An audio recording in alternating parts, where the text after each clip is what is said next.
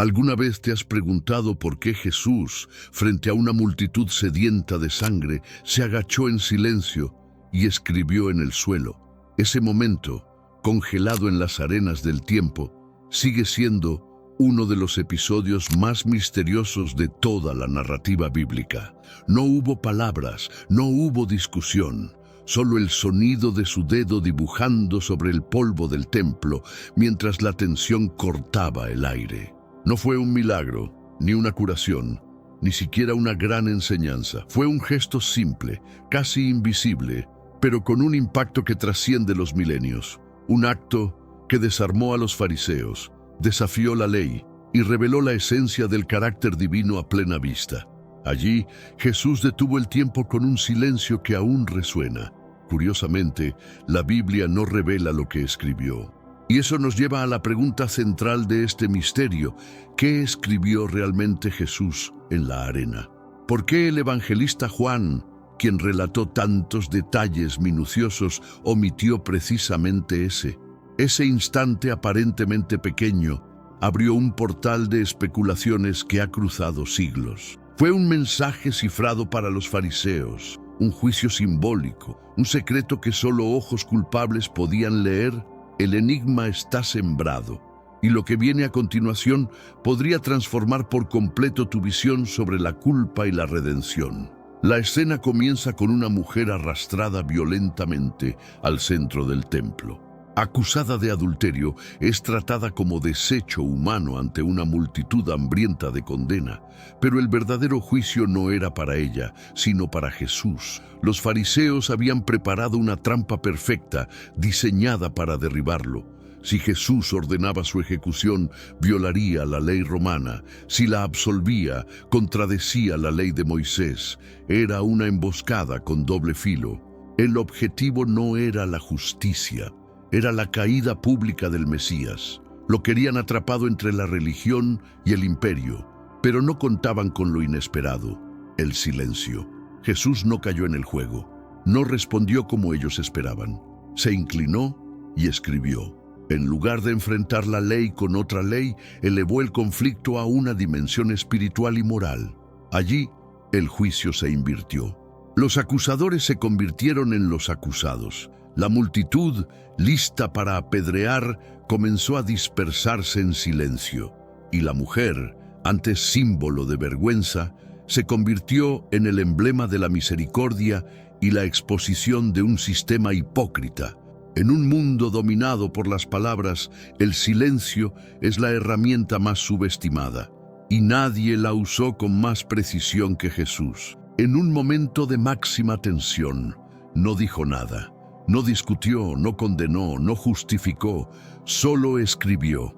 Su silencio fue un mensaje más estruendoso que cualquier grito.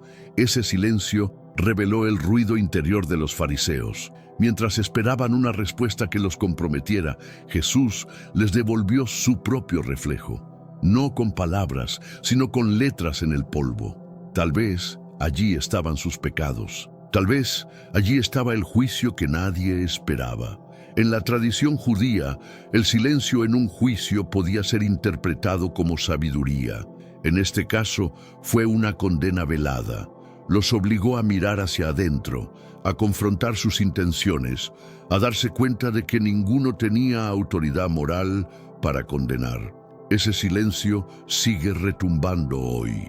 En una era donde juzgamos rápido y con furia, la pausa de Jesús nos invita a cuestionar: ¿cuántas veces hemos condenado sin mirar nuestras propias sombras? ¿Cuántas veces hemos exigido justicia sin reconocer nuestra parte en el problema?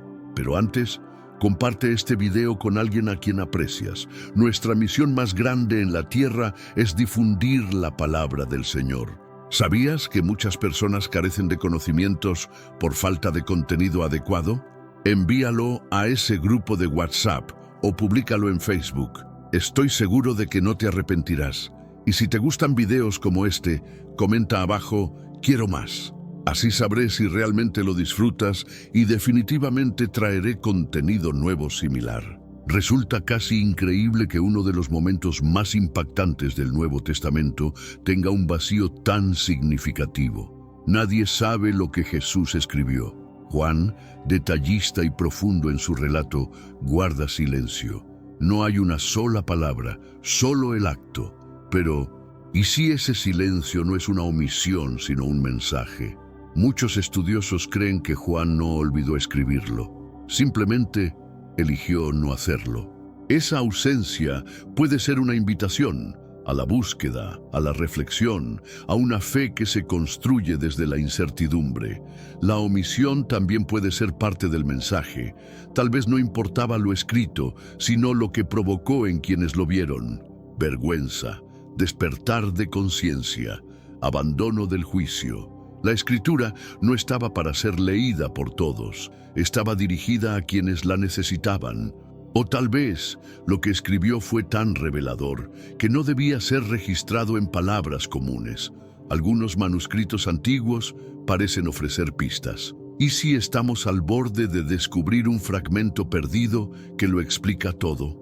Ella estaba allí, en el centro de todos, sola, expuesta, vulnerable. Una mujer reducida a su error. Nadie preguntó su nombre, nadie buscó al hombre involucrado. Todos los ojos la juzgaban, ojos de moralidad fingida, de condena automática, de desprecio disfrazado de justicia.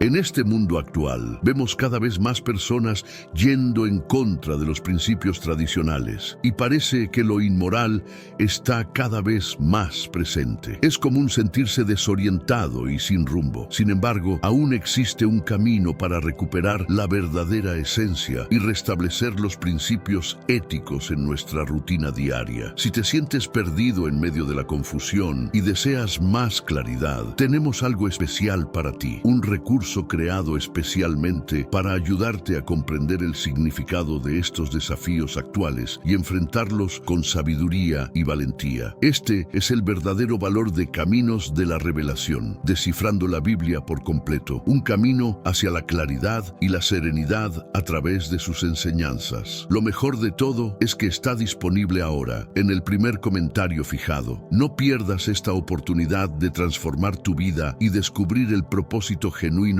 de estos desafíos. Ahora volvamos al tema principal del vídeo.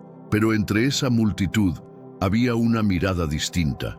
Jesús no la observó con desprecio, no la examinó como un objeto de debate, la vio. Y en esa mirada la humanidad de la mujer fue restaurada. En un mundo que la había convertido en símbolo de pecado, Él la convirtió en símbolo de gracia. Este momento obliga a revisar no solo cómo tratamos al pecador, sino cómo construimos el juicio.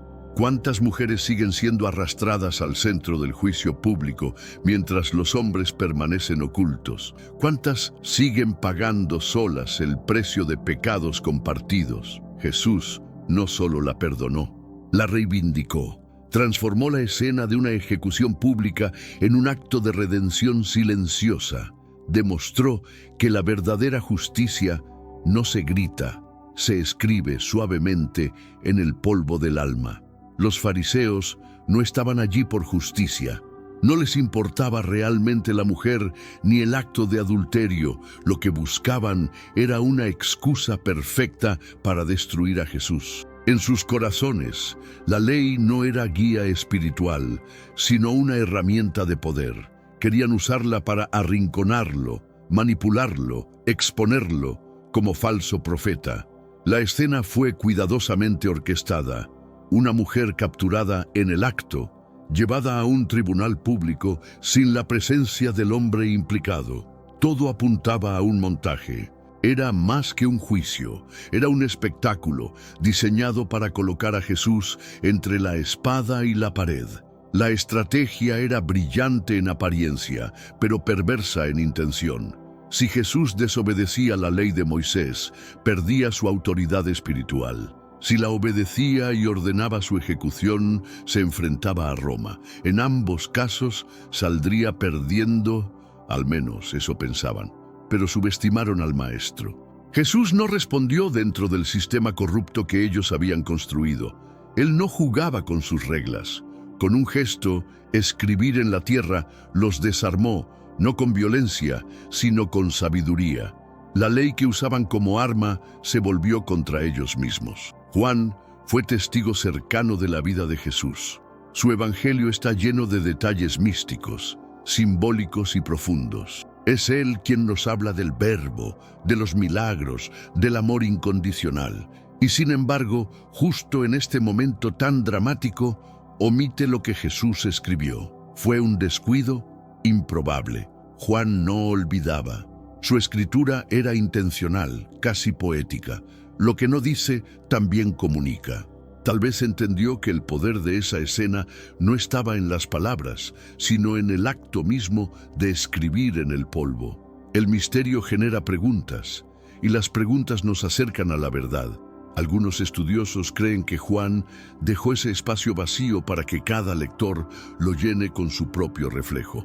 Tal vez el mensaje no era una frase, sino un llamado personal. Tal vez lo que Jesús escribió no era para ser leído por generaciones, sino para confrontar a los presentes. En ese silencio, Juan podría estar gritándonos algo: mira dentro de ti.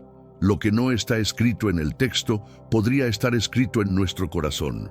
Y eso, en sí mismo, es una invitación a un encuentro espiritual más profundo. Los primeros siglos del cristianismo fueron tiempos de persecución, fe intensa y muchas versiones no oficiales del Evangelio. En ese contexto, algunos manuscritos y textos antiguos mencionan este episodio con detalles que no aparecen en la Biblia que hoy conocemos. Documentos como la Didascalia Apostolorum, el Evangelio de los Hebreos y otras tradiciones antiguas afirman que Jesús escribió los pecados secretos de los acusadores y que, al ver sus faltas expuestas, dejaron caer las piedras y se fueron avergonzados uno a uno. Estas fuentes no son canónicas, pero reflejan la teología y creencias de comunidades cristianas muy antiguas. Para ellos, Jesús no solo era perdonador, sino revelador. Mostraba la verdad oculta, exponía al hipócrita sin necesidad de gritar, usaba el suelo como espejo del alma. ¿Podemos confiar en estos textos? Tal vez no como dogma, pero sí como pistas, fragmentos de una historia más grande, voces antiguas que se atrevieron a imaginar lo que pudo haber ocurrido en ese silencio lleno de poder. Voces que aún hoy susurran desde las sombras del pasado. Cuando exploramos los primeros manuscritos del Nuevo Testamento, algo inquietante aparece. El relato de la mujer adúltera no está presente en los códices más antiguos, como el Códice Sinaítico o el Vaticano. ¿Por qué fue excluido este pasaje? Algunos estudiosos creen que fue eliminado deliberadamente por ser demasiado escandaloso.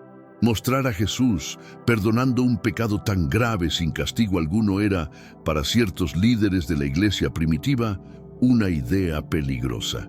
Temían que la gente tomara ese acto como licencia para pecar.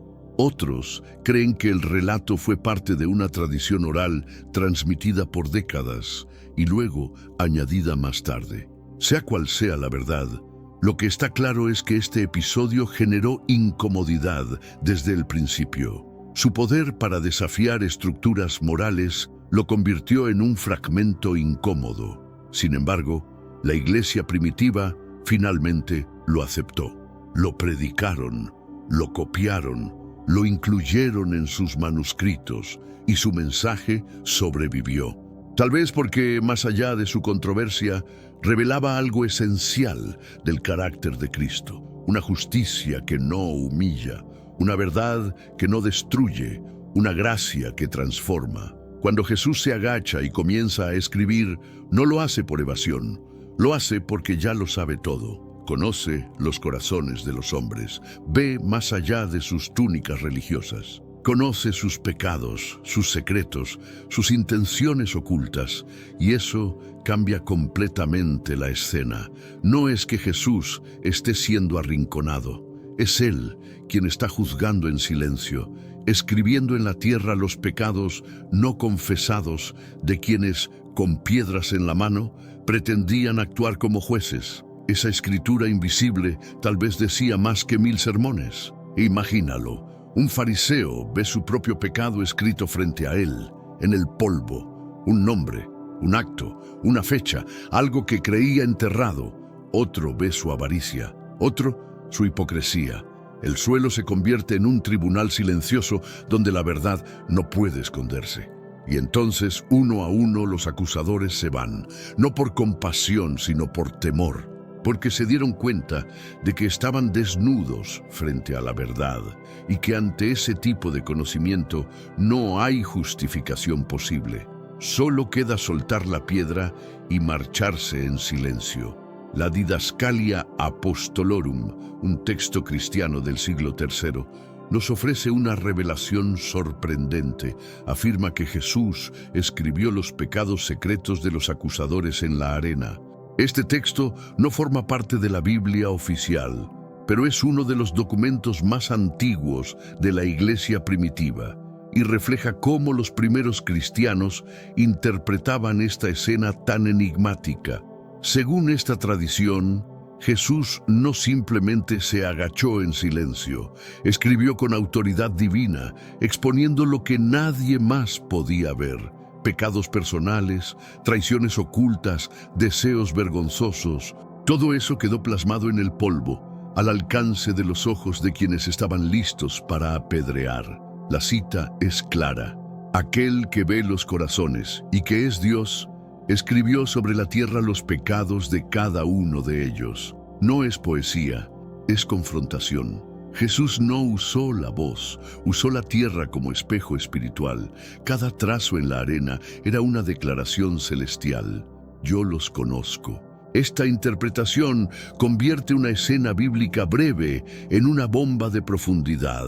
La didascalia sugiere que Jesús no estaba siendo pasivo, sino activo, deliberado, quirúrgico. Estaba desarmando a los poderosos sin levantar un dedo, solo dejando que la verdad hablara por sí sola. Uno de los pasajes más intrigantes del Antiguo Testamento se encuentra en Jeremías 17:13 y dice: «Oh Señor, esperanza de Israel, todos los que te abandonan serán avergonzados, los que se apartan de ti serán escritos en la tierra». ¿Es posible que Jesús estuviera cumpliendo esta profecía en ese momento preciso? Para el padre de la Iglesia, Jerónimo, no fue casualidad. Él conectó directamente la acción de Jesús con este versículo de Jeremías. No era simplemente escritura al azar, era una sentencia espiritual. Esos hombres, con sus corazones endurecidos, habían abandonado al Dios vivo, y sus nombres estaban siendo escritos en la tierra como señal de juicio. En la tradición judía, tener el nombre escrito en el polvo simbolizaba rechazo, condenación, olvido divino. Era lo opuesto a tener el nombre escrito en el libro de la vida. Así, lo que Jesús hizo en el suelo no fue un acto artístico o contemplativo, sino una declaración profética: ustedes no están del lado de Dios. Esta interpretación es devastadora. Revela que Jesús no estaba simplemente evitando un conflicto, sino lanzando una advertencia directa, en clave bíblica, a quienes pretendían ser guardianes de la ley. En vez de mirar al cielo por justicia, Jesús bajó al suelo y desde allí sentenció. En la antigua cultura hebrea, el simbolismo del polvo y la tierra estaba profundamente arraigado. El polvo representaba origen y destino. De él fuimos formados y a él volveremos. Pero también representaba lo efímero, lo desechado, lo que el viento arrastra. Escribir algo en el polvo no era inocente, era altamente simbólico. Cuando Jesús escribió en la tierra, no eligió una superficie cualquiera. No lo hizo sobre pergaminos ni piedras. Lo hizo en el polvo del templo. Y para un judío que conocía las Escrituras, esa acción tenía un mensaje implícito: lo escrito en el polvo no permanece, se borra, se pierde. Si Jesús escribió los nombres de los acusadores, como algunos textos sugieren, estaba mostrando que estaban espiritualmente muertos, que su lugar no estaba entre los justos, sino entre los olvidados, que estaban fuera del pacto, fuera del favor divino. Este acto no fue solo redentor para la mujer, fue confrontativo para los fariseos. Jesús les estaba diciendo: ustedes ya han sido juzgados, no por mí, sino por sus propias acciones, y lo hizo sin levantar la voz, solo usando el lenguaje eterno del símbolo. Dídimo el Ciego fue un teólogo del siglo IV, ciego de nacimiento, pero con una memoria prodigiosa. Desde Alejandría escribió y enseñó sobre textos sagrados, incluyendo uno que casi nadie conoce hoy, el Evangelio de los Hebreos. Este texto apócrifo contenía otra versión del encuentro entre Jesús y la mujer adúltera, una que añade nuevas capas de humanidad y revelación. Según Dídimo, este Evangelio describe cómo Jesús no solo perdona, sino que le habla a la mujer con ternura y le hace una pregunta profunda. «¿Te han condenado los ancianos, hija mía?» No es un simple acto legal, es una conversación íntima, una restauración personal, una mirada compasiva en medio del escándalo público. Esta fuente, aunque no canónica, fue considerada seria por muchos cristianos primitivos. Refleja cómo se entendía la misericordia de Cristo en otras regiones y épocas, y nos muestra un Jesús más cercano, más humano, más comprometido con la restauración que con el castigo. Tal vez esa es la clave. El mensaje de este relato no era simplemente legal o moral, sino profundamente emocional. Jesús no vino a condenar, vino a levantar. Y eso lo sabían los primeros cristianos, aunque sus voces hayan sido silenciadas por los siglos. El Evangelio de los Hebreos es un texto que ha sido marginado, descartado por los concilios y enterrado en el olvido. Pero en sus fragmentos conservados hay ecos de una historia diferente, poderosa, prohibida. Una en la que Jesús no solo defiende a una mujer, confronta a un sistema entero. Este Evangelio describe el episodio de la mujer adúltera con más diálogo, más humanidad. Jesús no actúa como un juez distante, sino como un hermano, como alguien que conoce el dolor de ser marginado. La mujer no es solo perdonada, es tratada con dignidad, con valor, con afecto. ¿Por qué fue excluido este texto de la Biblia? ¿Qué incomodaba tanto en su mensaje? Tal vez su visión de un Jesús más vulnerable, más empático, menos institucional. Tal vez su crítica implícita a las estructuras religiosas que oprimen en nombre de la ley. Lo cierto es que a través de estas escrituras alternativas vislumbramos un Cristo que no se limita a las definiciones oficiales. Un Cristo que se agacha, que escribe, que abraza y que incluso desde textos olvidados sigue revelando el corazón de Dios con una fuerza que ninguna censura pudo borrar. La ley de Moisés es clara. Si un hombre comete adulterio con la mujer de su prójimo, ambos deberán morir. Pero en esta escena solo hay una persona acusada. ¿Dónde está el hombre? ¿Cómo es posible que un acto que requiere dos participantes solo traiga a uno al juicio público? Y si siente en su corazón el deseo de estudiar más a fondo las revelaciones y misterios de la palabra, recuerde que debajo de este video está el botón Hacerse miembro. Al presionarlo, se unirá a un grupo especial que recibe explicaciones inéditas, interpretaciones detalladas y estudios que ayudan a comprender mejor lo que está por venir. Este vacío no es casualidad, es evidencia, prueba de que lo que ocurrió en el templo fue un montaje cuidadosamente orquestado. Tal vez el hombre escapó, tal vez fue protegido. O peor aún, tal vez todo fue una trampa armada exclusivamente para atrapar a Jesús, y la mujer fue usada como carnada.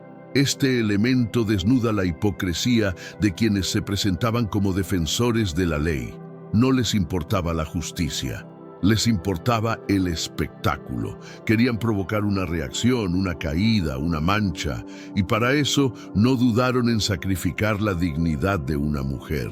Jesús no solo la perdonó, exhibió la injusticia de todo el sistema. No se enfrentó únicamente al pecado de la mujer, sino al pecado institucional, a la parcialidad, al uso político de la religión, y al hacerlo mostró que la verdadera justicia no es ciega, es consciente, compasiva y valiente. En los tribunales romanos, los jueces a menudo escribían la sentencia antes de pronunciarla. Era un gesto de autoridad. de definición. Y en esta escena, Jesús hace exactamente eso. Escribe en la tierra antes de hablar. Pero su juicio no se grita, se traza con el dedo sobre el polvo del templo. Esta imagen es poderosa. Jesús no levanta la voz, no cita leyes, no entra en discusión, simplemente escribe. Y esa escritura, invisible para nosotros, pero imborrable para los presentes, cambia el rumbo del juicio. La multitud se disuelve, la amenaza desaparece. No fue un acto teatral, fue un acto judicial. Jesús actuó como juez supremo, no de acuerdo a la ley romana ni la judía, sino a una ley más alta, la ley de la gracia. Él no ignora el pecado, pero tampoco se convierte en verdugo. Dicta una sentencia distinta, culpable, pero perdonada. Así, Jesús revela una verdad profunda. El juicio de Dios no siempre es estruendoso. A veces es susurro, a veces es una palabra escrita en tierra, capaz de alterar destinos. Porque cuando Dios escribe, incluso el polvo cobra poder eterno. Uno a uno, los hombres comenzaron a soltar sus piedras. Desde los más ancianos hasta los más jóvenes, fueron abandonando el lugar en silencio. Nadie discutió, nadie protestó, solo se fueron. Pero la pregunta es inevitable. ¿Por qué? ¿Qué vieron? ¿Qué sintieron? Fue miedo, vergüenza, una conciencia que despertó de golpe. Tal vez leyeron sus propios pecados escritos en el suelo. Tal vez entendieron que estaban desnudos ante alguien que los conocía por dentro. En ese momento no era Jesús el acusado, eran ellos. La reacción fue tan poderosa que ningún evangelio la desarrolla en detalle, solo la describe con sencillez. Y salieron uno a uno, comenzando por los más viejos. Un detalle sutil pero significativo. Los más viejos, con más pecados acumulados, con más cicatrices, con más miedo de ser expuestos. Este acto es uno de los momentos de justicia poética más perfectos de toda la Escritura. Los que llegaron con piedras se fueron con el alma pesada. La escena no terminó con sangre, sino con reflexión, porque a veces el mayor castigo no es ser condenado, es enfrentar la verdad. Uno de los descubrimientos más inquietantes en el estudio bíblico es que este relato no aparece en los manuscritos griegos más antiguos, como el Códice Sinaítico o el Vaticano. Esta omisión ha provocado siglos de debate. ¿Por qué una historia tan impactante no fue incluida desde el principio? Algunos eruditos sostienen que fue un acto de censura, que ciertos líderes eclesiásticos consideraban esta historia demasiado permisiva y temían que la gente la malinterpretara como una licencia para pecar sin consecuencias. Por eso, simplemente la eliminaron.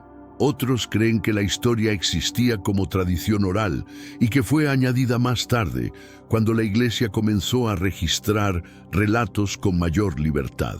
En cualquier caso, su ausencia inicial y su posterior inclusión revelan que este relato era incómodo, pero a pesar de todo, sobrevivió. Fue predicado, copiado, defendido, no porque fuera fácil, sino porque era verdadero, porque refleja el corazón de Jesús como pocas escenas lo hacen, lleno de gracia, firme ante la injusticia y dispuesto a salvar incluso desde el polvo. La eliminación o inclusión selectiva de textos bíblicos abre una pregunta profunda y peligrosa. ¿Quién decide qué se cuenta y qué se oculta? ¿Con qué criterio se determina qué historia merece ser parte del canon y cuál debe ser borrada o silenciada? La historia de la mujer adúltera pone en evidencia esa tensión. Fue una historia incómoda, difícil de encajar en una iglesia que con el tiempo se volvió más institucional que espiritual. El mensaje de Jesús, misericordia radical, desafiaba el sistema. Proteger la doctrina justificaba alterar los textos. ¿Se puede ocultar una verdad para evitar confusión? ¿O eso mismo es un acto de traición al mensaje original?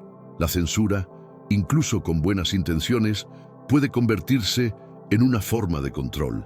Esta historia sobrevive como un testimonio de resistencia, porque no se puede borrar la verdad con tinta, ni se puede silenciar la compasión con argumentos. Jesús escribió en la tierra, y eso bastó para que su mensaje perdure más allá de cualquier intento de manipulación humana.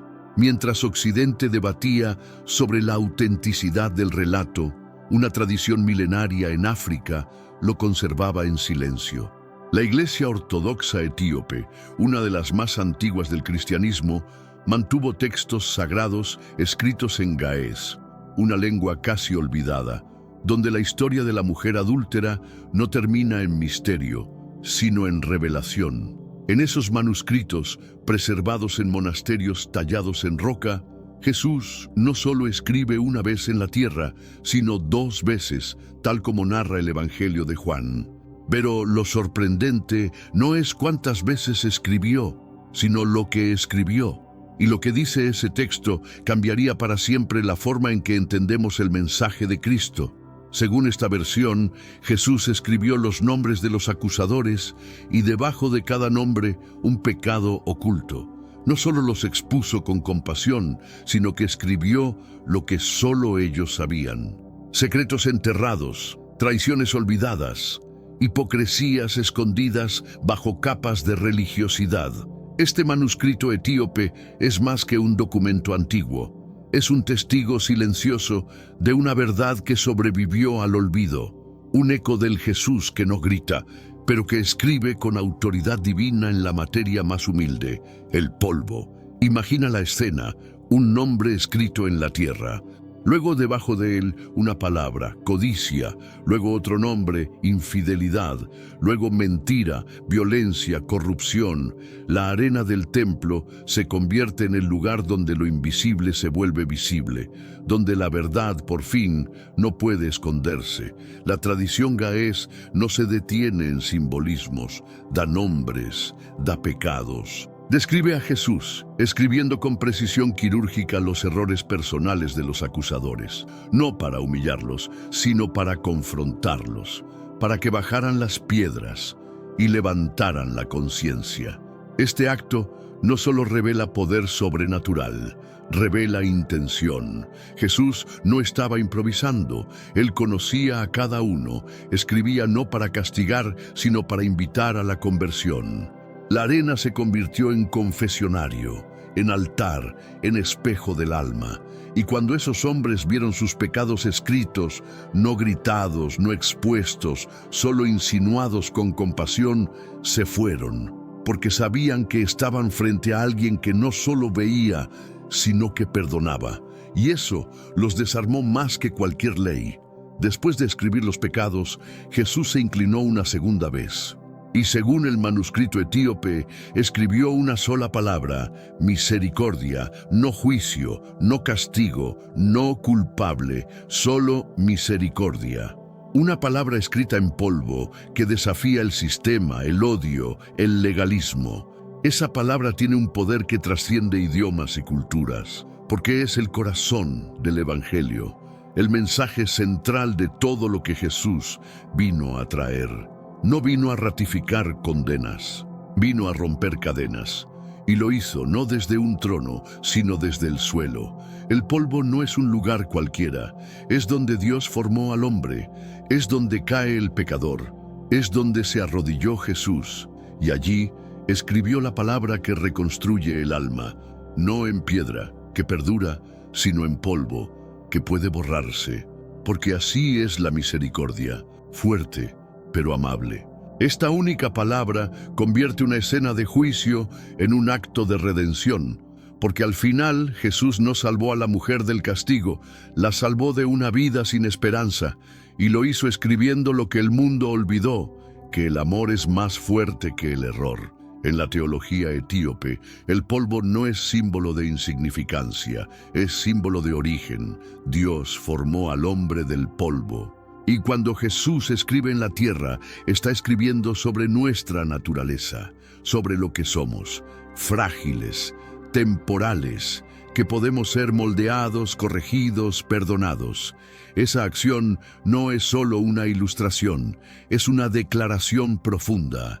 Jesús está diciendo, sé de dónde vienes, sé lo que eres, pero aquí, incluso en tu origen más humilde, puedo escribir algo nuevo, una historia de redención, un nuevo comienzo, y porque está escrito en polvo, puede ser borrado. Los pecados no fueron tallados en piedra, no fueron eternizados, fueron trazados sobre algo que el viento puede llevarse, porque cuando Dios perdona, no deja cicatriz, deja espacio para el renacer.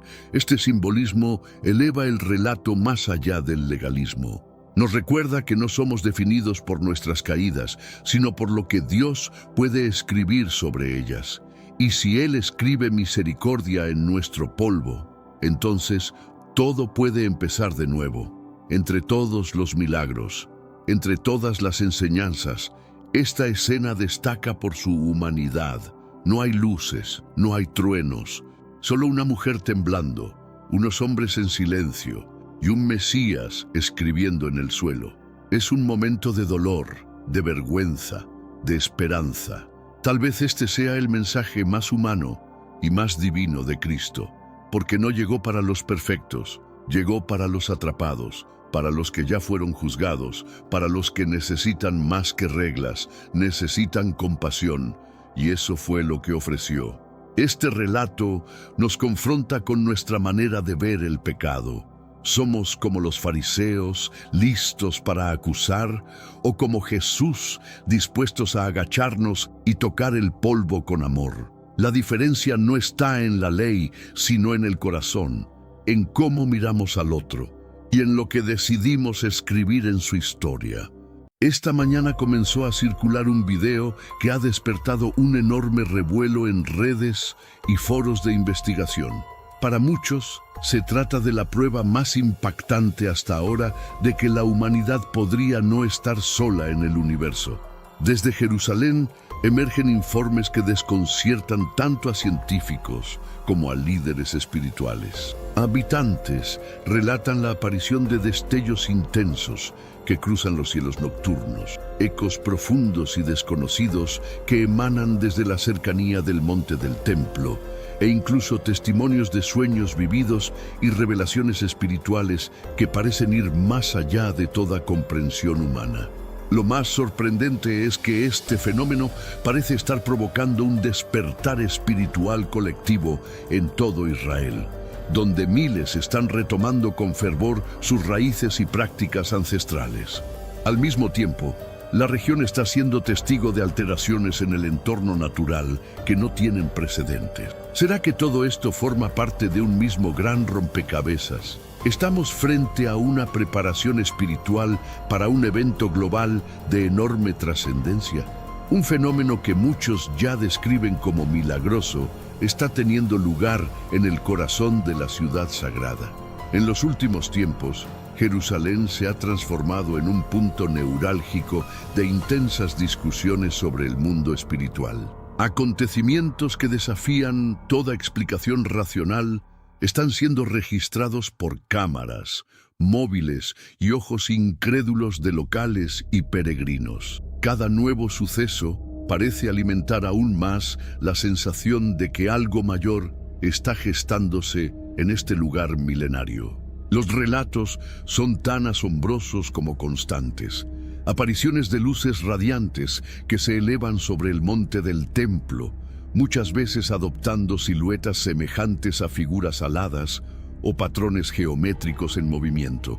Algunos testigos afirman haber visto formaciones que evocan la imagen de guardianes celestiales, suspendidos en el aire como si custodiaran la ciudad. Lo más desconcertante es que estas manifestaciones han ocurrido incluso bajo nubes densas o niebla, en momentos donde no se esperaría ninguna visibilidad clara y sin que existan fuentes artificiales que puedan explicarlas. La sincronía de sus movimientos ha llevado a algunos a teorizar sobre una inteligencia detrás de estos fenómenos, mientras que otros lo interpretan como una clara señal de un plano superior manifestándose en nuestro mundo.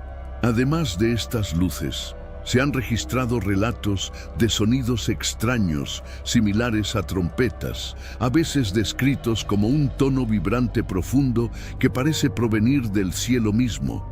Estos sonidos no tienen una fuente clara y fueron escuchados simultáneamente en diferentes partes de la ciudad, llevando a algunos a creer que podrían ser shofares celestiales, símbolos bíblicos de advertencia divina o llamado a congregarse. Otro fenómeno extraño involucra sueños y visiones. Los líderes religiosos en Jerusalén han notado un aumento significativo en personas, jóvenes y ancianos, que reportan sueños de seres celestiales, advertencias proféticas o imágenes vívidas del tercer templo. Curiosamente, muchos de estos reportes provienen de individuos sin trasfondo religioso. Incluso niños han hablado clara y confiadamente sobre eventos de los que no deberían tener conocimiento, describiendo ángeles, batallas del fin de los tiempos y encuentros divinos. Algunos visitantes a Jerusalén también han descrito momentos donde el tiempo se sintió distorsionado o donde sintieron una sensación abrumadora de presencia divina cerca de ubicaciones sagradas como el Muro Occidental o el Monte de los Olivos. A lo largo de las Escrituras, Dios ha utilizado señales sobrenaturales para revelar su voluntad o señalar transiciones importantes. En 2 de Reyes 6:17, el profeta Eliseo oró para que los ojos de su siervo fueran abiertos, y súbitamente él vio las colinas llenas de caballos y carros de fuego, un ejército celestial enviado para proteger al pueblo de Dios. En Lucas 2, en el nacimiento de Jesús, una multitud de huestes celestiales apareció, alabando a Dios en los cielos. Similarmente, el libro de Apocalipsis describe escenas de fuerzas angelicales moviéndose a través de los cielos para llevar a cabo juicio divino y protección. Lo que está aconteciendo en Jerusalén hoy, especialmente los avistamientos de luces con forma de ángeles, parece reflejar esos relatos. Estamos una vez más presenciando una presencia angelical, preparando el camino para el próximo movimiento de Dios. En Lucas 21:11, Jesús advirtió que en los tiempos finales habría visiones aterradoras y grandes señales del cielo. Las apariciones recientes en Jerusalén parecen encajar exactamente con esa descripción. Ya sean luces en el cielo que se asemejan a ángeles, sonidos inexplicables, sueños proféticos o un despertar espiritual entre la gente, algo está claramente sucediendo. Lo que lo hace aún más convincente es que Jerusalén siempre ha sido el centro del pacto de Dios con la humanidad. Y la Biblia dice que una vez más se convertirá en el escenario para sus actos finales. En este mundo actual, vemos cada vez más personas yendo en contra de los principios tradicionales. Y parece que lo inmoral está cada vez más presente. Es común sentirse desorientado y sin rumbo. Sin embargo, aún existe un camino para recuperar la verdadera esencia y restablecer los principios éticos en nuestra rutina diaria. Si te sientes perdido en medio de la confusión y deseas más claridad, tenemos algo especial para ti, un recurso creado especialmente para ayudarte a comprender el significado de estos desafíos actuales y enfrentarlos con sabiduría y valentía. Este es el verdadero valor de Caminos de la Revelación, descifrando la Biblia por completo, un camino hacia la claridad y la serenidad a través de sus enseñanzas. Lo mejor de todo es que está disponible ahora, como un regalo, en el primer comentario fijado. No pierdas esta oportunidad de transformar tu vida y descubrir el propósito genuino de estos desafíos. Ahora volvamos al tema principal del vídeo. Antes del regreso de Cristo, Jerusalén siempre ha sido el centro del pacto de Dios con la humanidad. Cuando observamos todo lo que se está desenvolviendo en Jerusalén hoy, las tensiones crecientes, señales proféticas e incluso ocurrencias sobrenaturales, debemos dar un paso atrás y preguntar, ¿por qué Jerusalén? ¿Por qué esta ciudad antigua, más pequeña que la mayoría de las capitales modernas, continúa capturando la atención mundial. ¿Sabes? No San Francisco, no Los Ángeles, no Moscú, no París, sino Jerusalén estaría en el corazón de los eventos del fin de los tiempos. Pero antes, comparte este video con alguien a quien aprecias. Nuestra misión más grande en la tierra es difundir la palabra del Señor. ¿Sabías que muchas personas carecen de conocimientos por falta de contenido adecuado? Envíalo a ese grupo de WhatsApp o públicalo en Facebook. Estoy seguro de que no te arrepentirás. Y si te gustan videos como este, comenta abajo "Quiero más". Así sabré si realmente lo disfrutas y definitivamente traeré contenido nuevo similar. Desde el principio mismo, Jerusalén no era solo otra ciudad. Fue elegida por Dios mismo como un lugar donde su presencia moraría y donde su pacto sería revelado. En Crónicas 6, Dios dijo: "He elegido Jerusalén para que mi nombre esté allí". Mucho antes de convertirse en la capital de Israel, ya era una capital espiritual, el lugar exacto donde Abraham fue probado al ofrecer a Isaac en el monte Moría, que más tarde se convirtió en el sitio del templo de Salomón. Esta selección divina hizo de Jerusalén más que una ciudad. Se convirtió en un lugar de encuentro entre el cielo y la tierra, el corazón visible de un pacto invisible. Ese pacto cobró vida cuando el primer templo fue construido, como se registra en 1 Reyes 8, cuando el arca del pacto fue traída al templo. La gloria del Señor llenó la casa con una nube espesa. Era una señal visible de que Dios estaba morando entre su pueblo. Por generaciones, Jerusalén fue el centro de adoración, sacrificio y perdón. Todo centrado alrededor de la promesa pactual de relación y redención. Fue aquí que Dios mostró su deseo no solo de gobernar desde el cielo, sino de morar entre su creación. Incluso después de la destrucción del primer y segundo templos, la memoria de la presencia de Dios en Jerusalén ha permanecido viva en los corazones de los creyentes por miles de años. Pero el papel de Jerusalén en el plan de Dios no se detuvo con el templo. También fue la ciudad donde Jesucristo fue crucificado, sepultado y resucitado. El nuevo pacto, el cumplimiento final de la promesa de Dios, fue sellado en una colina justo afuera de Jerusalén. Jesús, el Hijo de Dios, murió y resucitó en este mismo lugar, conectando para siempre a Jerusalén con la salvación para toda la humanidad. Él lloró sobre Jerusalén, oró en agonía en Getsemaní y finalmente ascendió al cielo desde el Monte de los Olivos, prometiendo que un día regresaría a la misma ubicación. Jerusalén no es solo parte de la historia bíblica. Es el escenario donde el plan eterno de Dios se desarrolló y donde se desarrollará nuevamente. Ahora, avanzando rápido a nuestro tiempo. A pesar de miles de años, Jerusalén permanece como la ciudad más disputada en la tierra. Las naciones debaten sobre ella. Las guerras se han librado por ella y los planes de paz se han centrado en ella. ¿Por qué? Porque la Biblia lo predijo.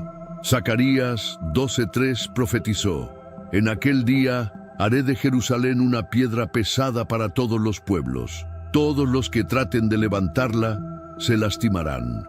En otras palabras, Jerusalén se convertirá en una carga internacional, un punto de ignición de conflicto global. Y no es exactamente eso lo que estamos viendo hoy. Cada vez que Jerusalén es discutida en las Naciones Unidas o en las conversaciones de paz, algo sale mal. La ciudad permanece intocable, inamovible, justo como Dios dijo. Pero hay más. Según Zacarías 14, cuando Jesús regrese, sus pies se posarán en el Monte de los Olivos, al este de Jerusalén. Esta montaña se dividirá en dos, desencadenando una serie de cambios geológicos e hidrológicos, eventos que los científicos ahora dicen que son geológicamente posibles basándose en las líneas de falla bajo el Monte de los Olivos. Así que una vez más, La Biblia se prueba verdadera y Jerusalén permanece en el centro del calendario profético de Dios. Mirando hacia adelante, el tercer templo está siendo preparado. Los artículos sagrados están listos. Las vacas rojas han llegado. Los sacerdotes están siendo entrenados. Y todo esto nuevamente gira alrededor de Jerusalén. Las promesas de Dios a Jerusalén. Hay dos pasajes importantes en la Biblia donde Dios promete bendecir a aquellos que apoyan a Jerusalén y maldecir a aquellos que no lo hacen. El primero se encuentra en Génesis 12:1. En este pasaje, Dios le da promesas a Abraham. Dios promete a Abraham tierra. La primera parte de la promesa de Dios a Abraham fue la tierra. Hoy la tierra se llama Israel. Esta promesa se repite en Génesis 15:17.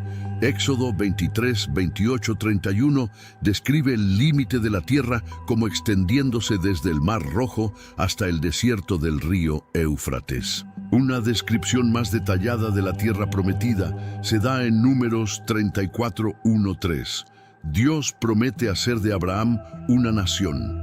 La segunda parte de la promesa a Abraham fue que él, a través de sus descendientes, se convertiría en una nación. Esta promesa se repite en Génesis 17:4. Israel se convirtió en una gran nación después de que salieron de Egipto. Hoy ocupan solo parte de la tierra que Dios les había prometido, pero algún día Dios les dará toda la tierra que prometió. Cristo estará gobernando en este reino como el Rey de Israel. Dios promete bendecir y proteger. Tercero, Dios prometió proteger a la nación de Israel. Dios prometió bendecir a aquellas naciones que bendigan a Israel. Pero cualquiera que desprecie, menosprecie o busque dañar a Israel será maldecido por Dios mismo. Esta es la razón para apoyar a Israel. Cualquier nación en el mundo que busque dañar a Israel encontrará la ira de Dios sobre ella. La ira de Dios vendrá cuando Él elija. Para algunos no ocurrirá hasta el fin del mundo. Otro pasaje importante se encuentra en Génesis 27:29. Tiene la misma idea que Génesis 12:2-3. Dios castigará los pecados del antisemitismo. Cuarto, Ezequiel 25 demuestra que Dios castigará los pecados del antisemitismo y antijudaísmo. No solo Dios castigará a aquellos que atacan a Israel, sino que castigará a aquellos que se regocijan de que Israel sufra. Eventualmente, Dios destruyó una nación porque atacó a Israel. Otra nación fue destruida porque se regocijó cuando Israel fue atacado por otra nación. Además, otra nación fue destruida porque buscó venganza en Israel. Una nación fue castigada porque afirmó que Israel no tenía una relación especial con Dios. Este último punto es una advertencia para aquellos que enseñan milenialismo, postmilenialismo y preterismo. Estas visiones teológicas de los tiempos finales están enseñando que la Iglesia ha reemplazado a Israel. Estas visiones también se llaman teología del reemplazo. Afirman que Dios ha terminado con Israel. Ignoran la verdad de que Jerusalén es el foco del mundo. La Biblia enseña que Dios ama tanto a judíos como a gentiles, pero Dios sí tiene un amor especial y un plan para su pueblo elegido. Nuestro Dios es un Dios que busca relaciones, no es un Dios frío y estéril. Él quiere que lo amemos y lo busquemos. Los milagros para Israel. De hecho, el que guarda a Israel no se adormecerá ni dormirá. El ángel que protege a Israel siempre estará allí, siempre despierto y listo para proteger a Israel. Por eso los milagros de Dios para Israel no se detuvieron allí donde Él no está presente. Quiero decir, físicamente, Él todavía muestra su fuerza y poder a través del arcángel. Regresemos al 5 de junio de 1967, que marcó el comienzo de la Guerra de los 6 días. Durante ese tiempo, Dios cumplió sus promesas antiguas a Israel, donde proclamó a Jerusalén como la ciudad donde he elegido para mí, para poner mi nombre. Cuando la guerra comenzó, Jerusalén era una ciudad dividida. Bajo el control de Jordania, siguiendo la Guerra de Independencia de 1948, Los sitios más sagrados de Israel, el muro occidental y el monte del templo, estaban fuera del límite para los judíos. Israel había ganado su guerra de independencia, pero perdió la mitad oriental de Jerusalén ante la Liga Árabe. Los jordanos anexaron Jerusalén oriental, que se deterioró bajo su gobierno. Destruyeron todas menos una sinagoga en el barrio judío, junto con rollos de la Torá y libros. La libertad religiosa era inexistente. Los árabes palestinos se llamaban a sí mismos árabes, no palestinos, ya que Arafat no había cambiado sus nombres a palestinos para sus propósitos políticos. Jordania nunca consideró a Jerusalén como su capital o la capital palestina. Sin embargo, el prólogo para la Guerra de los 6 días se remontó a la anexión de Jerusalén Oriental y Cisjordania por parte de Jordania en 1950. Durante los siguientes 20 años, las confrontaciones frecuentes contribuyeron a la acumulación de guerra. Entre ellos, Egipto, armado con armas soviéticas, cerró el canal de Suez al transporte marítimo israelí. En 1959, Yasser Arafat fundó la Organización de Liberación Palestina con el objetivo de destruir a Israel. Se celebraron 3 cumbres árabes para planificar la aniquilación de Israel. Desde los altos del Golán, Siria bombardeó a civiles israelíes en Galilea abajo. Los enfrentamientos se intensificaron durante 1966-1967. Luego, en mayo de 1967, Egipto declaró la guerra a Israel. Radio El Cairo transmitió un mensaje ominoso. La existencia de Israel ha continuado demasiado tiempo. Ha llegado la batalla en la que destruiremos a Israel. Tal conversación amenazante de Egipto, unida por Siria, Jordania e Irak, y apoyada por Kuwait, Arabia Saudí, Argelia y Sudán, puso a las fuerzas militares de la pequeña nación judía en alerta máxima. Las Fuerzas de Defensa de Israel, FDI, también habían presenciado una acumulación formidable de tropas y armamento en el desierto del Sinaí, representando una amenaza enorme. Tan seguros estaban los israelíes de la derrota que prepararon 40.000 ataúdes. Dándose cuenta de que serían superados vastamente en número en la batalla, los israelíes pusieron en efecto una estrategia preventiva audaz que dependía de la velocidad y el secreto. Se llamó Operación Foco. Los líderes militares de Israel determinaron que la única manera de derrotar a la fuerza aérea vastamente superior de Egipto, la más grande en el Medio Oriente, era hacer un ataque preventivo y neutralizar todos los aviones mientras todavía estaban sentados en el suelo. Sus pilotos habían entrenado larga y bien para justamente tal misión, y el 5 de junio la pusieron en movimiento. La Operación Foco permanece como una de las campañas aéreas más exitosas en la historia militar. Durante la Guerra de los 6 días, la Fuerza Aérea Israelí destruyó 452 aviones enemigos, mientras perdía solo 46 de los suyos. Durante la breve guerra, Israel ganó los altos del Golán de Siria, el Sinaí de Egipto, y Judea y Samaria, Cisjordania, y la ciudad vieja de Jerusalén, y los sitios sagrados de la ocupación jordana. Israel cuadruplicó su tamaño, pero aquellos que lucharon en esa guerra están de acuerdo en que fue más que genio militar y valentía lo que llevó a la victoria. También hubo numerosos milagros. Casi todas las personas creían que la intervención sobrenatural de Dios aseguró su victoria. Si no, como durante 3 horas los aviones de la Fuerza Aérea de Israel destruyeron aeronaves en una pista aérea egipcia tras otra. Sin embargo, los egipcios no radiaron por delante para informar a sus fuerzas sobre los ataques aéreos inminentes. Weizmann, quien más tarde sirvió como presidente de Israel, dijo simplemente «el dedo de Dios». Muchos testigos oculares contaron que aviones antiguos que habían estado plagados de problemas se comportaron sorprendentemente bien ese día. Los miembros del escuadrón que volaron los bombarderos Bar envejecidos dijeron que el 5 de junio Las aeronaves envejecidas operaron sin una sola falla. Una bomba enemiga que hizo un impacto directo en una pila de municiones milagrosamente falló en explotar.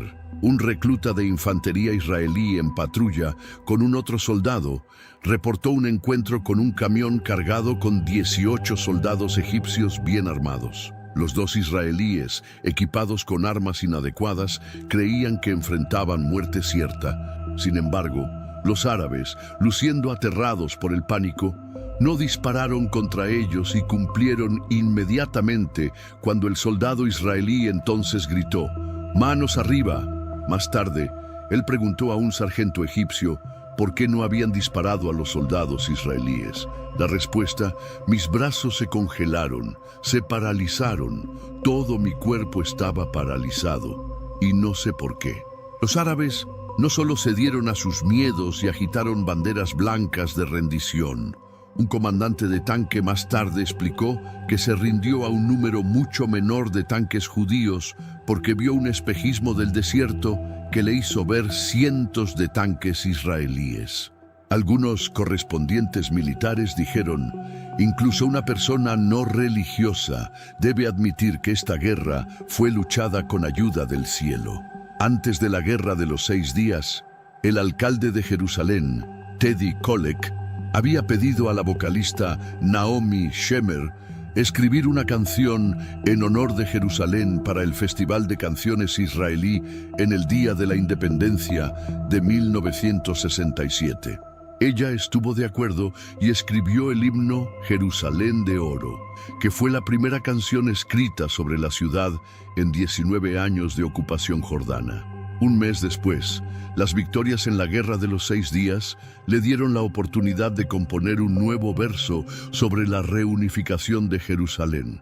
Se convirtió en un éxito. Jerusalén de Oro, la ciudad eterna y amada tanto por judíos como por cristianos, el lugar de nacimiento de sus fes, es un marcador momentoso en la historia mundial donde el Dios de Abraham, Isaac y Jacob una vez más probó su derecho a la tierra de Israel. Recordemos que casi 2 décadas de control jordano no impidieron que los judíos recordaran a Jerusalén. El latido mismo de su patria durante 3000 años fue consagrado cada día, en cada oración, en cada nación, a través del globo donde los judíos fueron esparcidos por milenios. Solo pregunta: sin la mano de Dios y la protección del arcángel Miguel, ¿cómo podría Israel haber convertido la derrota en victoria de una manera tan majestuosa? Dios protege a Israel en el desierto. Mientras Israel estaba viajando a través del desierto, Dios nunca dejó su lado. Dios dejó que el arcángel caminara cerca para acompañar a su pueblo. Cuando los israelitas salieron de Egipto, Dios comenzó a liderar a la nación con una columna de nube durante el día y columna de fuego por la noche. Estas sirvieron para navegar a Israel a través del desierto para que el ángel pudiera mantenerlos protegidos cuando fuera necesario. Las provisiones de Dios incluyeron todo el sustento necesario, tanto comida como agua, que Israel necesitaría durante su jornada de 40 años a través del desierto.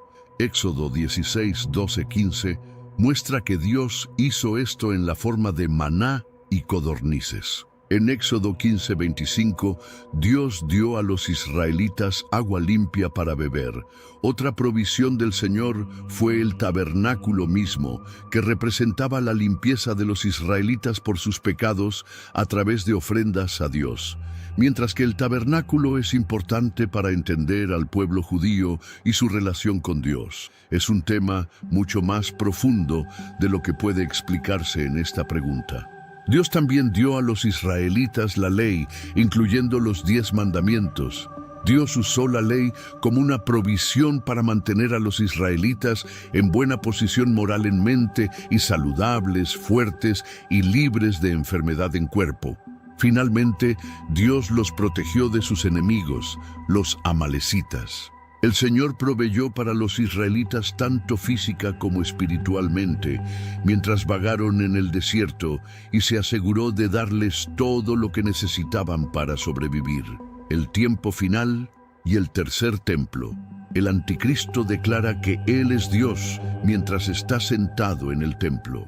Estos dos pasajes nos ayudan a entender que el templo debe existir para la mitad de la tribulación, para que el anticristo pueda sentarse en el templo. El templo debe ser construido para ese tiempo. Tenemos un recurso espiritual para ti. Caminos de la Revelación, un libro para comprender las profecías y fortalecer tu fe. Lo encuentras en el primer comentario. Léelo, compártelo y prepárate espiritualmente para lo que está por venir. No esperes a que otro desastre te obligue a mirar hacia arriba. Hoy es el día aceptable. Hoy es el tiempo de actuar con fe. Fortalécete en la palabra, profundiza en la oración y rodea tu vida de personas que también estén buscando a Dios de todo corazón. Esto significa que el templo podría ser construido antes de que comience la tribulación. También podría ser construido antes del rapto. Por lo tanto, la respuesta a la pregunta es que el templo podría ser construido antes o después del rapto. Pero el templo es construido antes de que el anticristo se declare a sí mismo como Dios. Jesús abrió sus ojos y corazones a la verdad de la santa palabra de Dios. La Biblia lee Génesis hasta el final de Apocalipsis, cuando Jesús regrese la segunda vez para detener a la humanidad de matarse mutuamente y tomar control sobre la tierra para gobernar por 1000 años. Entonces Jesús hará un nuevo cielo y tierra. Aleluya. Jesús es la única esperanza para el mundo. Con el nacimiento de la vaca roja, uno de los prerequisitos más importantes para construir el tercer templo se cumple. La Biblia claramente enseña que un nuevo templo, el tercer templo, será construido en algún momento en el tiempo para que un número de profecías concernientes a la segunda venida de Cristo sean cumplidas. La Biblia afirma que el tercer templo estará allí durante el periodo de la gran tribulación. El profeta Daniel se refiere a este templo cuando dice que el príncipe que ha de venir, significa el anticristo, entrará en él y detendrá los sacrificios en la mitad de la tribulación. Y él hará un pacto fuerte con muchos por una semana, y por la mitad de la semana, él pondrá fin al sacrificio y ofrenda. Y sobre el ala de abominaciones vendrá uno que desola, hasta que el fin decretado sea derramado sobre el desolador. El apóstol Pablo lo menciona cuando declara que el hombre de iniquidad profanará el templo al entrar en él y declararse a sí mismo como Dios. Que nadie os engañe de ninguna manera, porque ese día no vendrá a menos que venga primero la rebelión. Y el hombre de iniquidad sea revelado, el hijo de destrucción, quien se opone y se exalta a sí mismo contra todo llamado Dios u objeto de adoración, para que tome su asiento en el templo de Dios, proclamándose a sí mismo como Dios. Jesús también habló sobre esta abominación desoladora en su segunda venida en el discurso del Monte de los Olivos, indicando que un templo será en ese tiempo destruido. O cuando veas de pie en el lugar santo la abominación que causa desolación hablada a través del profeta Daniel, que el lector entienda, entonces que aquellos que están en Judea huyan a las montañas. El tercer templo también se menciona en el libro de Apocalipsis, cuando el apóstol Juan es dicho a medirlo. Entonces me fue dada una vara de medir como un bastón, y me fue dicho: levántate y mide el templo de Dios, y el altar y aquellos que adoran allí. Pero no midas el patio fuera del templo.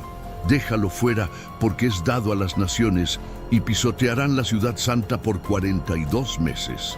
Así que la pregunta sería: ¿cuándo será reconstruido el templo?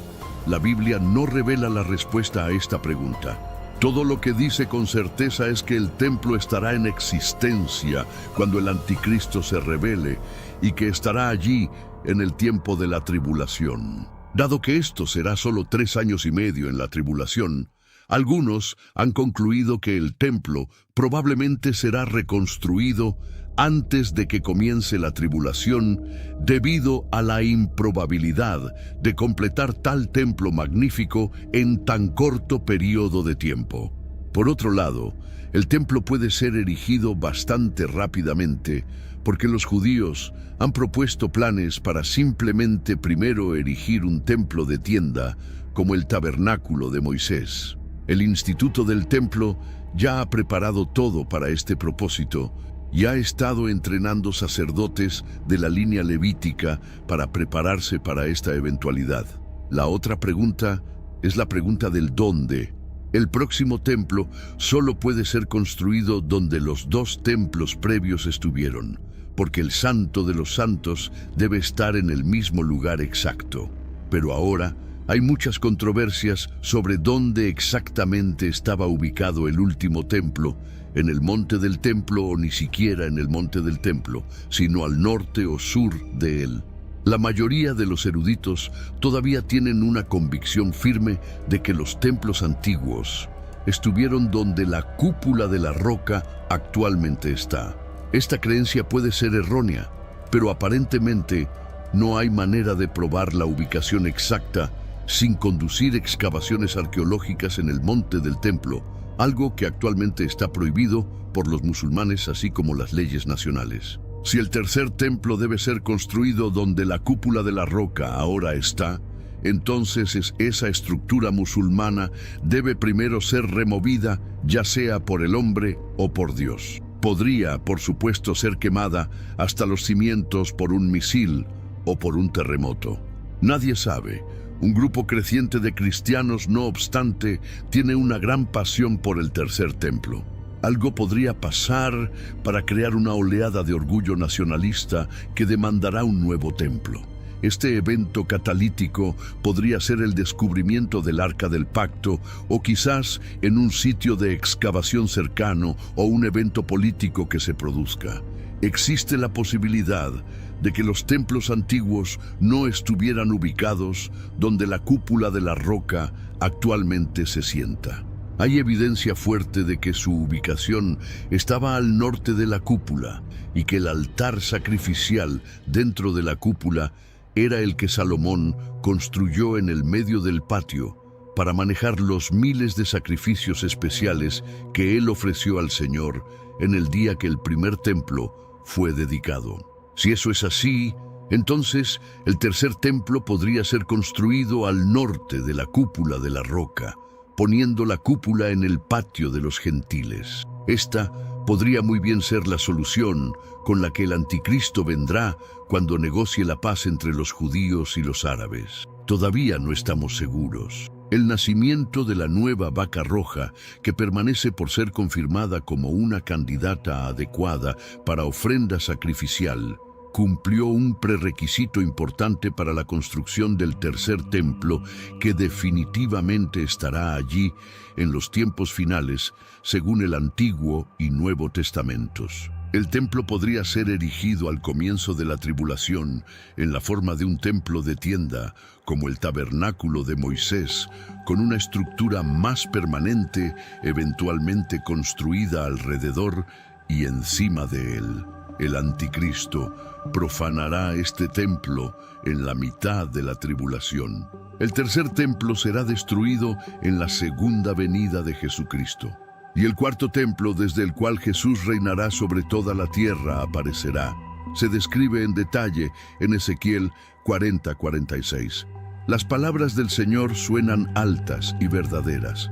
Un pequeño detalle, pero cuando se examina cuidadosamente y se armoniza, puede inculcar mucho significado e instrucciones a aquellos que siguen su palabra. Alaben al Señor y que Él venga de nuevo muy pronto. Si los cristianos son raptados y el templo no existe en Jerusalén, entonces el templo será construido durante la primera parte de la tribulación que sigue, acerca de la reconstrucción. Algunos creen que no importa, continúa siendo más cristiano cada día, cada hora, cada minuto. Hemos tenido muchas victorias por la gracia de Dios. Toda alabanza a nuestro Rey inmortal y Salvador Jesucristo nuestro Señor. Adelante, gente, sin retirada, sin rendición. El Mesías nunca perdió el control de la tierra o su gente. Él hará todo lo que quiere justo a tiempo. La verdad aquí es que Jesús es el nuevo pacto y nuevo templo. Nadie irá al Padre sin pasar por Él. Él también fue el sacrificio final. El arrepentimiento continuo diario es el camino y la verdad es el sendero. Dios está reuniendo a su pueblo de vuelta a Israel. Más de 3 millones de personas judías han dejado sus hogares y emigrado a Israel desde 1948. Un movimiento que se conoce como Hacer Aliyá. Bíblicamente, mudarse a Israel o ascender a Jerusalén se refiere como subir y salir es bajar. La palabra aliyá significa subir o ascender, y el número de europeos haciendo este movimiento también será marcadamente ascendente a raíz de brotes vitrióticos y violentos de antisemitismo, como los que no hemos visto desde el ascenso del Tercer Reich. Es bastante asombroso qué tan rápidamente el mundo ha olvidado su historia. Pero el pueblo de Israel ha jurado nunca olvidar y están abordando aviones de vuelta a la tierra de sus padres, pero Dios tomará su hogar. Por tanto, he aquí, vienen días, declara el Señor, cuando ya no se dirá, vive el Señor, que sacó al pueblo de Israel de la tierra de Egipto, sino, vive el Señor, que sacó al pueblo de Israel del país del norte y de todos los países donde los había llevado. Los milagros de las promesas de Dios a Israel continúan desarrollándose, lo bueno, lo malo y lo feo. En muchísimos lugares, las Escrituras nos preparan para el hecho de que Dios estaba planeando traer a su pueblo de vuelta a su tierra por las buenas o por las malas. Con el antisemitismo saliendo de todo control alrededor del mundo, muchas personas judías ahora están decidiendo que estarían más seguras en Israel, desgarrado por la guerra bajo la protección de las FDI, que en Europa, y están escapando mientras todavía pueden. Están siendo cazadas y acosadas de vuelta a la tierra dada a sus padres. Justo como la Biblia dijo en Jeremías 16, 15, 16, la reunión del pueblo de Dios a su tierra es una de las profecías más frecuentemente predichas en la Biblia. Ha habido personas judías viviendo allí mucho antes de 1948, comprando propiedad y trabajando la tierra. Y las olas de inmigración continúan vertiéndose. En Isaías 11:11, Dios prometió extender su mano para reunir a Israel de las 4 esquinas de la tierra una segunda vez.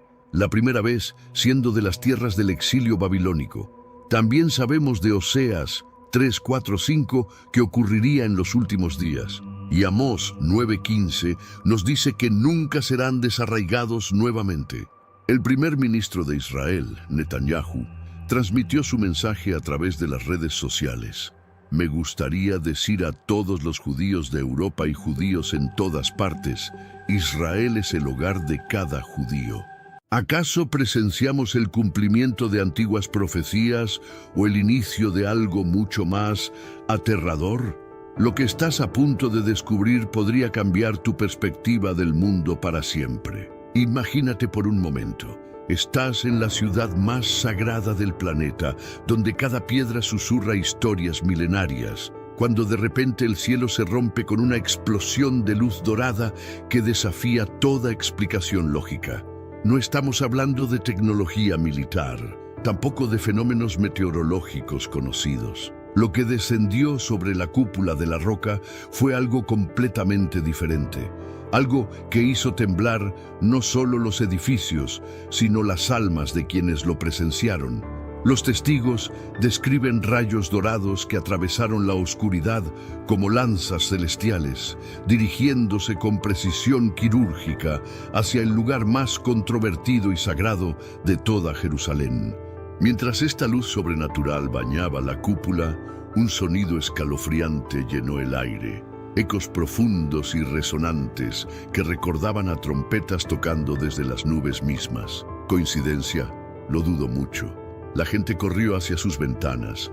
Algunos quedaron completamente paralizados por un terror que no podían explicar. Era como si algo ancestral y poderoso hubiera despertado, algo que llevaba dormido durante milenios esperando este momento exacto. Las familias se abrazaron mientras susurraban oraciones desesperadas. La palabra Apocalipsis pasaba de boca en boca como un secreto que nadie quería pronunciar en voz alta, pero que todos sentían en lo más profundo de su ser. Pero aquí viene lo más perturbador. Esta luz no era común y corriente, pulsaba con una energía viva, transformando cada calle, cada rostro, cada rincón de la ciudad en un resplandor dorado y fantasmal que parecía venir de otra dimensión. Si este fenómeno hubiera ocurrido en cualquier otro lugar del mundo, tal vez lo habríamos catalogado como una anomalía extraña y punto. Pero sucedió exactamente sobre la cúpula de la roca, y eso lo cambia todo. Estamos hablando del pedazo de tierra más cargado espiritualmente en toda la historia humana. Según las tradiciones más antiguas, aquí mismo Abraham estuvo dispuesto a sacrificar a su hijo, un momento que redefinió para siempre la relación entre Dios y la humanidad. Para el judaísmo, esta roca marca el lugar exacto donde se encontraba el Santo de los Santos, el santuario interior del antiguo templo de Salomón, donde la presencia divina habitaba entre los hombres. Los musulmanes consideran este sitio como el tercer lugar más sagrado del mundo, desde donde el profeta Mahoma ascendió a los cielos durante su viaje nocturno milagroso. Y para los cristianos, el monte del templo representa mucho más que un sitio arqueológico. Es el epicentro espiritual donde muchas profecías del fin de los tiempos cobrarán vida. Durante siglos, teólogos, místicos e incluso líderes políticos han debatido si esta pequeña colina en Jerusalén será el centro de una conmoción global futura. Algunos textos antiguos hablan de portales entre dimensiones, de puertas ocultas, donde los límites entre el cielo y la tierra se vuelven extremadamente frágiles. El hecho de que este rayo de luz dorada inexplicable, acompañado de sonidos como trompetas celestiales, haya descendido exactamente allí no puede ser casualidad. Ha reavivado temores globales, alimentado especulaciones e intensificado la creencia de que estamos siendo testigos del despertar de misterios espirituales que han permanecido ocultos durante milenios. Miles de años atrás, profetas antiguos advirtieron a la humanidad que observara los cielos, que buscara señales que marcarían el inicio de un juicio divino, un momento en que el mundo tal como lo conocemos cambiaría de forma irreversible. Después de lo que se desarrolló sobre Jerusalén, muchos se preguntan si esas advertencias ancestrales ya no son palabras distantes, sino una realidad que se está manifestando ante nuestros ojos. El profeta Joel, en el capítulo 2, entregó un mensaje escalofriante. Mostraré prodigios en los cielos, sangre, fuego y columnas de humo. El sol se convertirá en tinieblas y la luna en sangre antes de que llegue el día grande y terrible del Señor. Durante generaciones, estos versículos fueron estudiados, debatidos y frecuentemente descartados como poesía simbólica. Pero en ese rayo de luz dorada que desgarró el cielo de Jerusalén y en esos tonos inquietantes, similares a trompetas que resonaron por toda la ciudad, esas palabras se sienten alarmantemente literales. El libro de Apocalipsis 8 también habla de los cielos cobrando vida rugiendo y de los 7 ángeles que tenían las 7 trompetas preparándose para tocarlas. Cada trompeta señala un juicio divino sobre la tierra, plagas, desastres, despertares espirituales y finalmente el desmoronamiento de la arrogancia humana. En este mundo actual, vemos cada vez más personas yendo en contra de los principios tradicionales y parece que lo inmoral está cada vez más presente. Es común sentirse desorientado y sin rumbo. Sin embargo, aún existe un camino para recuperar la verdadera esencia y restablecer los principios éticos en nuestra rutina diaria. Si te sientes perdido en medio de la confusión y deseas más claridad, tenemos algo especial para ti, un recurso creado especialmente para ayudarte a comprender el significado de estos desafíos actuales y enfrentarlos con sabiduría y valentía. Este es el verdadero valor de Caminos de la Revelación, descifrando la Biblia por completo, un camino hacia la claridad y la serenidad a través de sus enseñanzas. Lo mejor de todo es que está disponible ahora, como un regalo, en el primer comentario fijado. No pierdas esta oportunidad de transformar tu vida y descubrir el propósito genuino de estos desafíos. Ahora volvamos al tema principal del vídeo. También está la visión de Ezequiel en el capítulo 1, un encuentro críptico y sobrenatural con ruedas resplandecientes dentro de ruedas, seres radiantes como fuego y una manifestación celestial abrumadora. Durante siglos, la gente creía que Ezequiel describía una visión más allá de la comprensión, pero ahora algunos se preguntan, ¿estaba viendo lo que se desarrolló en nuestros cielos? Las visiones de Daniel solo profundizaron el misterio. Él previó señales extraordinarias que precederían transformaciones globales monumentales. Las naciones se levantarían y caerían. Estallaría una batalla espiritual y los mismos cielos declararían los tiempos. Durante tanto tiempo, los escépticos se aferraron a la creencia de que estas profecías eran metafóricas, alegorías espirituales para inspirar fe. Pero ahora las líneas se están difuminando. La barrera entre símbolo y realidad, entre cielo y tierra, ya podría estar desgarrándose. ¿Fue este evento aterrador en Jerusalén la primera ficha de dominó? Las profecías ya no son distantes, sino que se manifiestan aquí y ahora. Lo que sucedió esa noche sobre Jerusalén fue aterrador, pero no fue un incidente aislado. Para aquellos que han estado observando de cerca, las señales y prodigios en toda la ciudad se han intensificado durante meses. Y ahora, con este último evento, muchos creen que las advertencias ya no pueden ser ignoradas. Los reportes han aumentado constantemente sobre sonidos misteriosos que emanan de los cielos sobre el monte del templo, el pedazo de tierra más sagrado y controvertido de toda Jerusalén. Los habitantes locales los describen como zumbidos metálicos profundos o tonos similares a trompetas que reverberan a través de las antiguas murallas de piedra. Los científicos permanecen en silencio. No se ha dado ninguna explicación lógica. Los animales y las aves, considerados durante mucho tiempo sensibles a fuerzas invisibles, también han mostrado comportamientos inusuales. Bandadas de pájaros volando en círculos sin fin sobre los sitios sagrados, perros aullando sin causa, vida silvestre huyendo de áreas que una vez llamaron hogar. Algunos dicen que la naturaleza misma está percibiendo una perturbación espiritual. En los meses previos al incidente de la luz dorada, también se han reportado apariciones luminosas extrañas, resplandores parpadeantes sobre sitios sagrados, orbes de luz flotando sobre el Monte de los Olivos. Pero antes, comparte este video con alguien a quien aprecias. Nuestra misión más grande en la tierra es difundir la palabra del Señor. ¿Sabías que muchas personas carecen de conocimientos por falta de contenido adecuado? Envíalo a ese grupo de WhatsApp o públicalo en Facebook. Estoy seguro de que no te arrepentirás. Y si te gustan videos como este, comenta abajo, quiero más. Así sabré si realmente lo disfrutas y definitivamente traeré contenido nuevo, similar.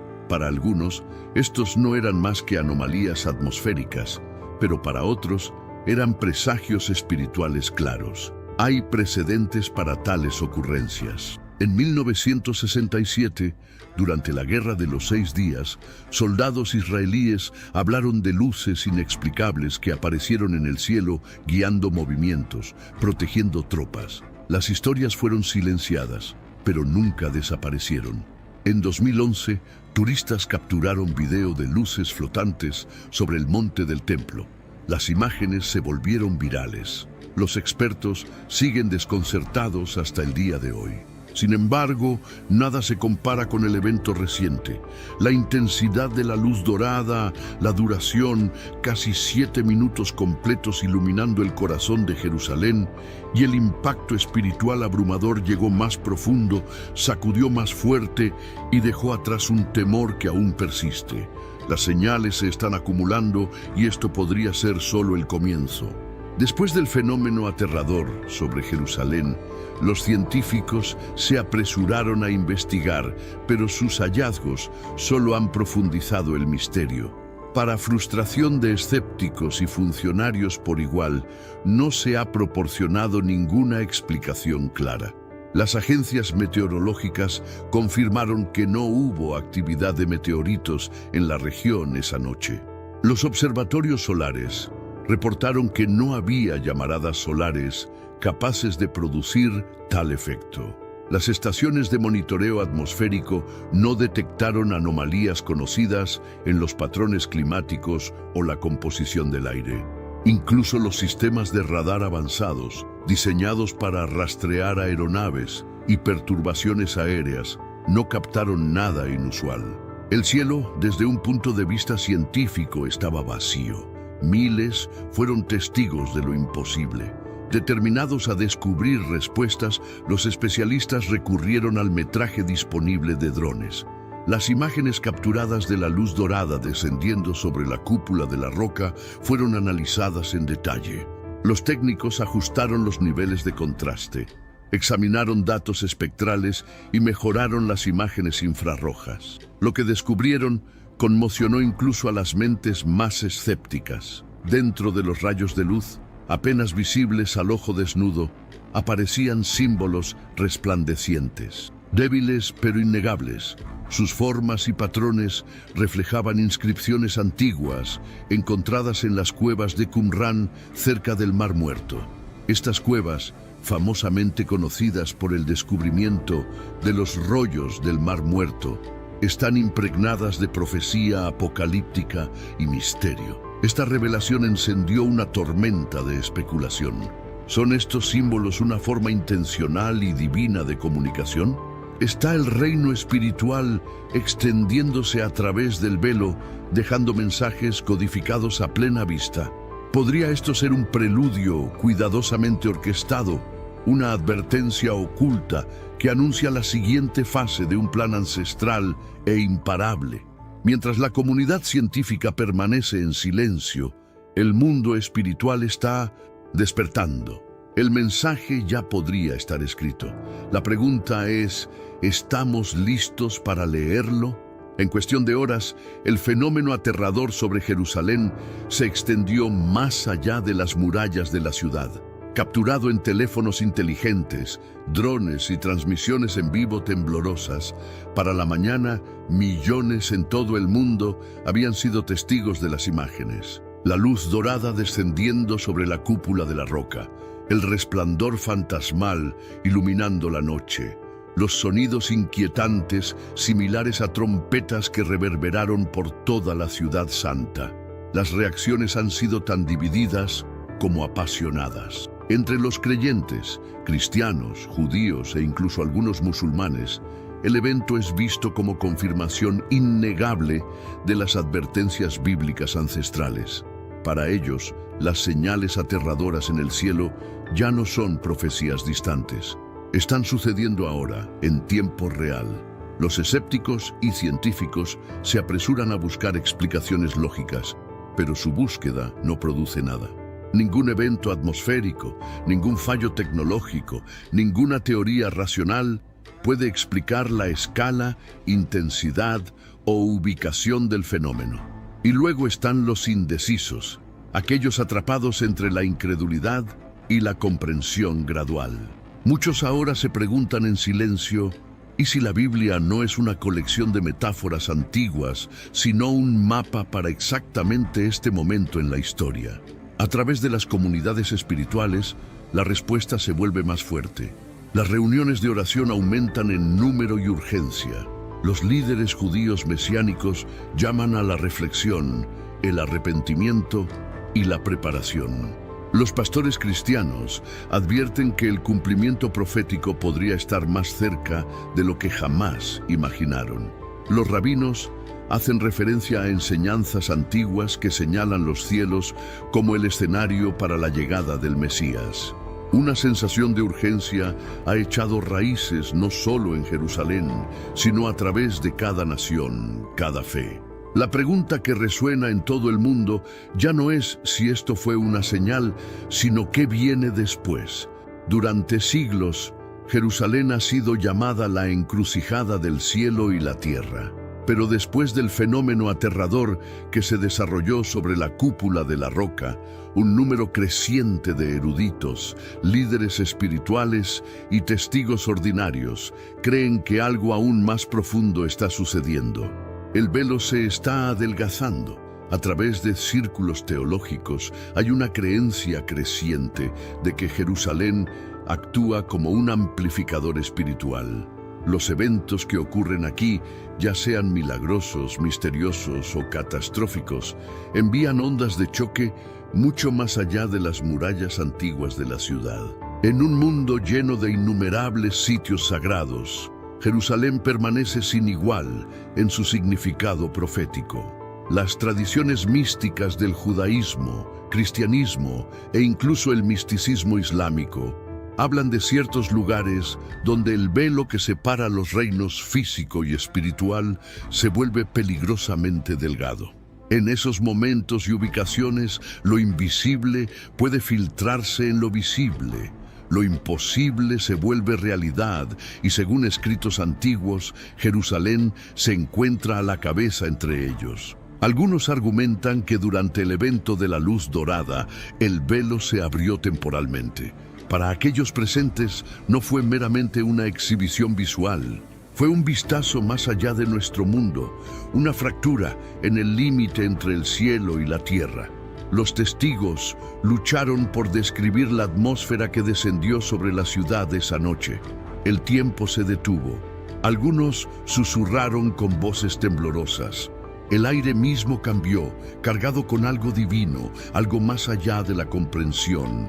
Otros confesaron, nunca me he sentido más cerca del cielo y sin embargo nunca tan aterrorizado, declaró un hombre, sus ojos aún amplios con la memoria. Para muchos, ya no es una cuestión de creencia sino de reconocimiento. Jerusalén está despertando una vez más, no solo como una ciudad de piedra e historia, sino como un epicentro espiritual donde las profecías antiguas chocan con la realidad moderna. Y el velo ya podría estar deshaciéndose. Para aquellos familiarizados con la profecía bíblica, la secuencia del tiempo del fin no es un misterio. Ha sido establecida en las Escrituras durante milenios, como el tic-tac de un reloj divino contando hacia abajo. Las guerras sacudirían las naciones, los desastres naturales aumentarían, remodelando la tierra y poniendo a prueba la resistencia humana. El hambre y el sufrimiento barrerían continentes. Y por encima de todo, los mismos cielos declararían la llegada de algo mucho mayor. Una disrupción cósmica tan innegable que incluso los escépticos más endurecidos se verían obligados a mirar hacia arriba. Muchos ahora se preguntan si estamos al borde del momento más crucial de la historia. La reconstrucción del tercer templo ha sido profetizada como un catalizador final, el momento en que las estructuras antiguas se eleven nuevamente, señalando el regreso del Mesías y el desencadenamiento de juicios divinos sobre la tierra. Tales ideas, una vez relegadas a libros de teología y conversaciones marginales, ahora se sienten incómodamente cerca de la realidad. No es solo Jerusalén lo que está temblando. Alrededor del mundo, las tensiones geopolíticas centradas en Israel se intensifican día a día. atrayendo a las potencias globales hacia una red de conflicto que refleja de manera escalofriante las advertencias de Daniel y Apocalipsis. Los terremotos y la agitación natural golpean con mayor frecuencia y mayor intensidad, perturbando vidas y recordando a la humanidad cuán frágil es realmente la civilización. Los despertares espirituales, sueños proféticos y encuentros personales inexplicables se están reportando en todo el mundo, como si el mismo cielo estuviera llamando la atención de los fieles. Todo esto plantea una pregunta escalofriante pero necesaria. ¿Fue el evento en Jerusalén un fenómeno aleatorio y aislado?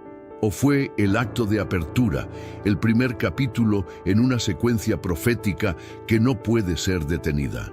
Si es así, entonces ya no estamos especulando sobre el tiempo del fin, estamos presenciando su llegada, paso a paso, señal por señal.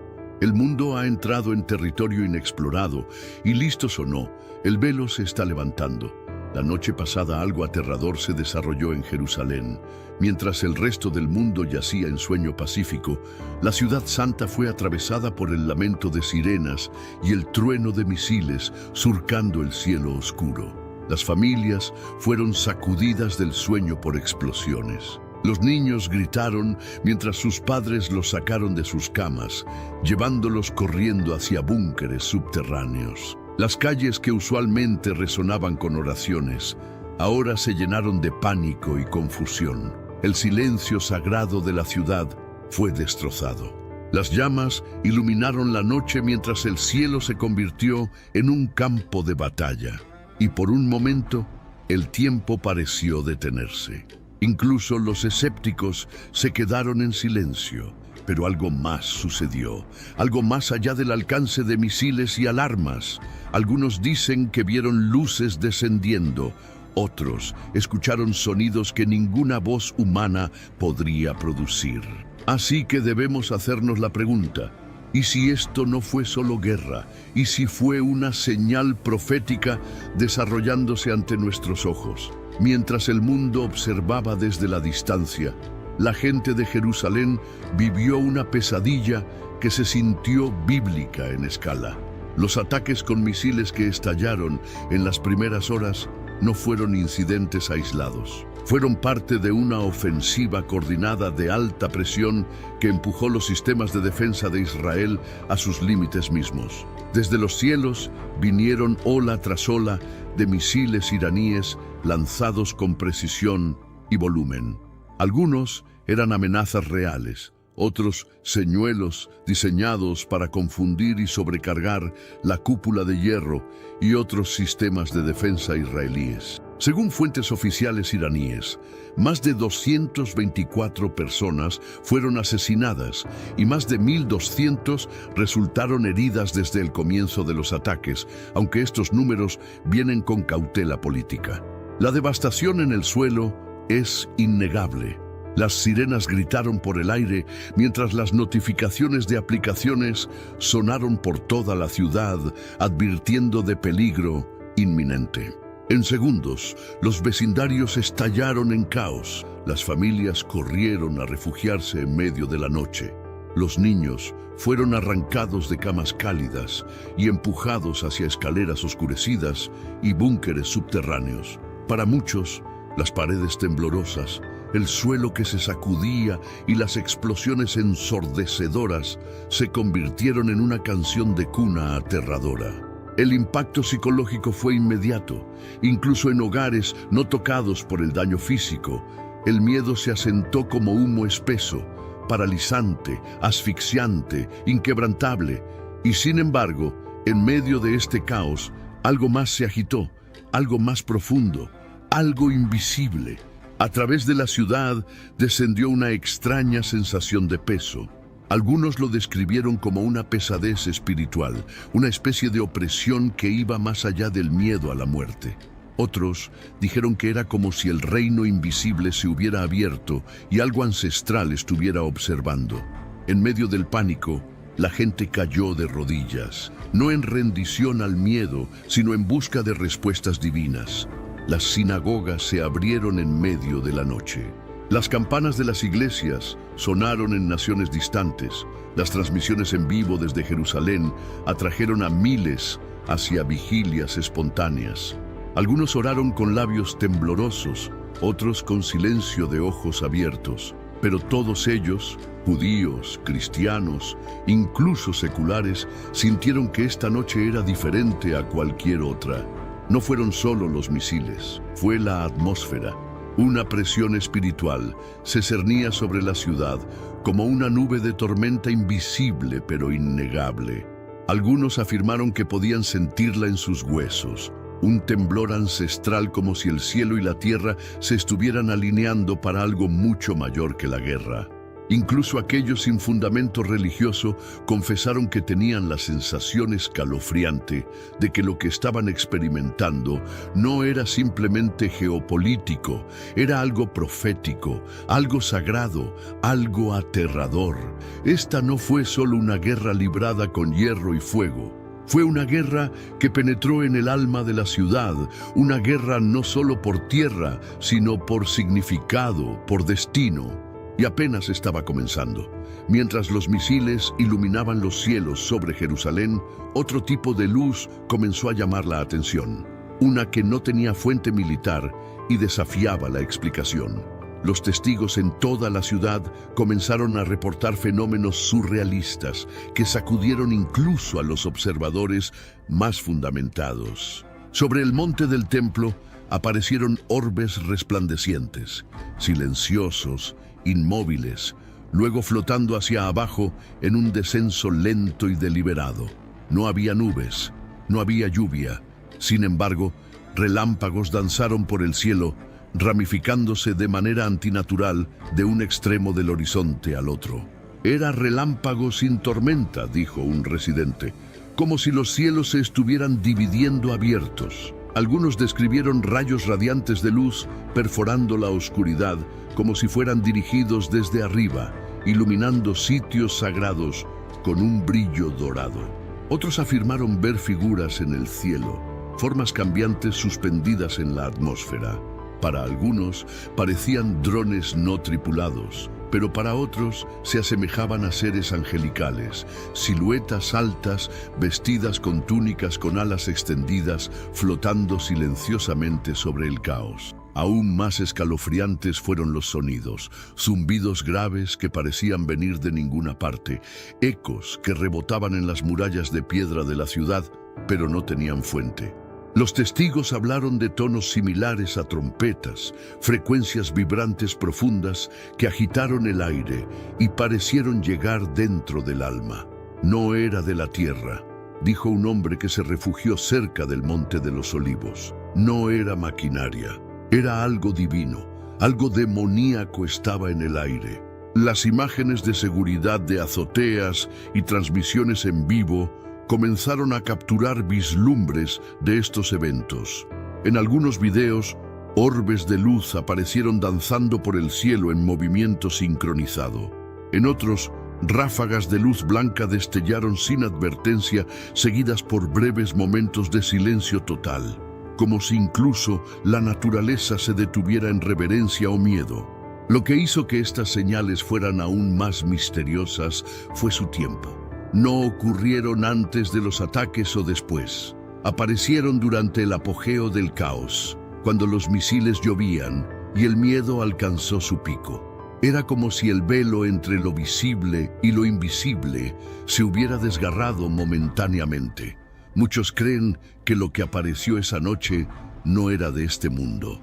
Ya sea que lo llames protección angelical, guerra espiritual o una señal de Dios, un engaño de fuerzas más oscuras, una cosa es clara: algo apareció en el cielo esa noche y dejó Jerusalén cambiada para siempre. Hace siglos, el profeta Zacarías advirtió de un día cuando todas las naciones de la tierra se reunirían contra Jerusalén. Zacarías 14:2. Sería un tiempo de gran angustia, de batallas y asedio, pero también el momento en que el Señor mismo intervendría.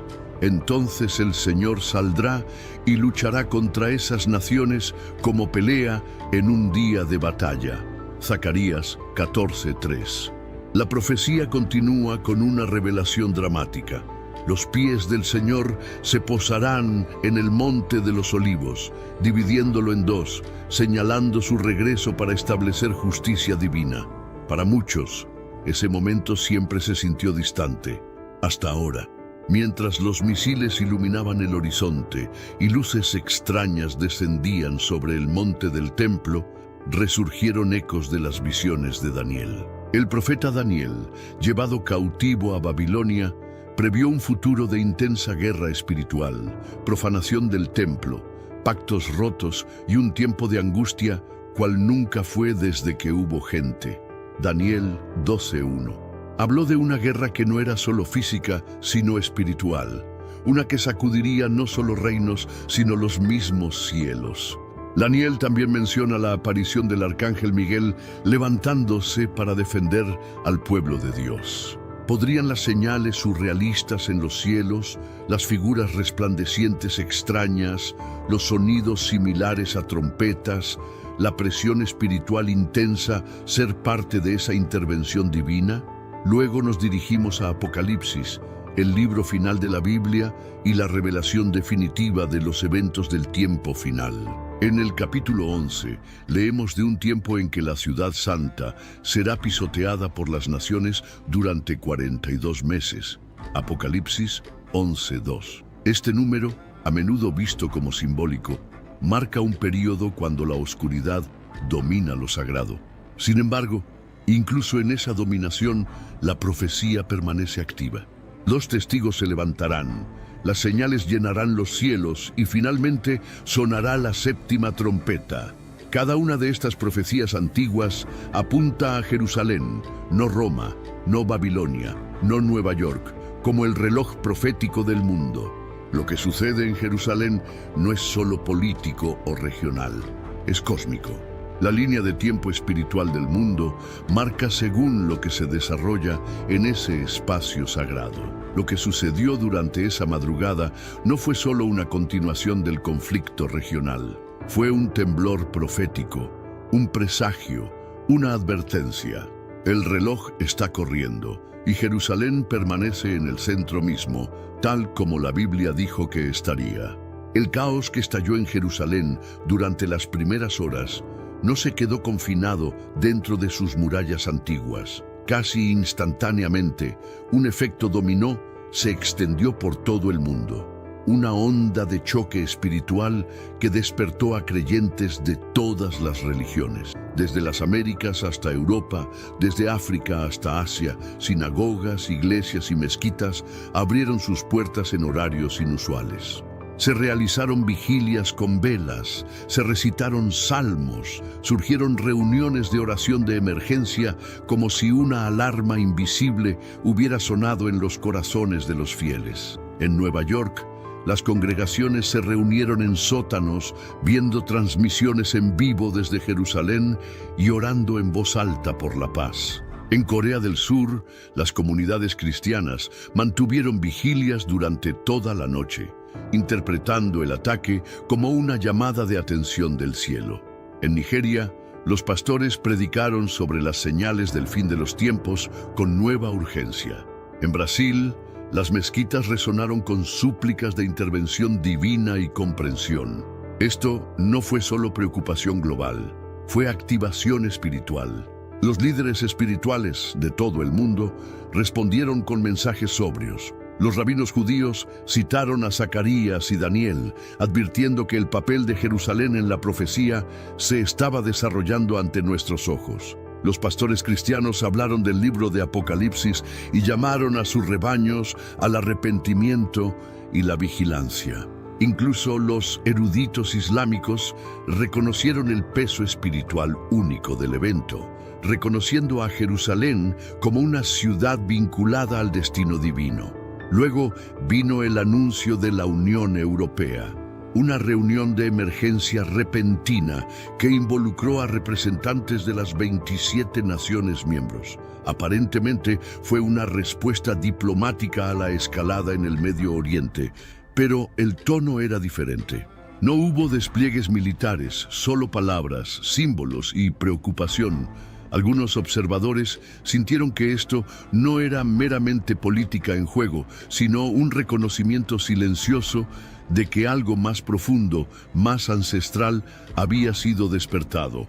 Esta es la línea que ahora divide la conversación global.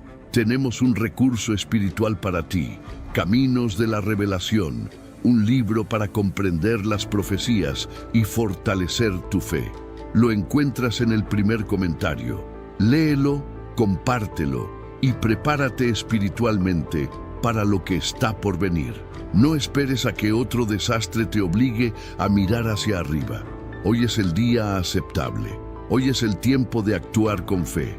Fortalécete en la palabra, profundiza en la oración y rodea tu vida de personas que también estén buscando a Dios de todo corazón. Por un lado están aquellos que analizan con precisión geopolítica, que ven estrategias, armas, alianzas. Por el otro están aquellos con ojos para ver algo mayor. Para ellos, esto no es meramente sobre guerra, es sobre profecía desarrollándose en tiempo real. Es sobre propósito divino chocando con poder mundano. En un mundo entumecido por conflictos interminables, Jerusalén se ha convertido una vez más en la zarza ardiente, un lugar donde lo físico se encuentra con lo eterno y todo el mundo está observando, preguntándose, orando.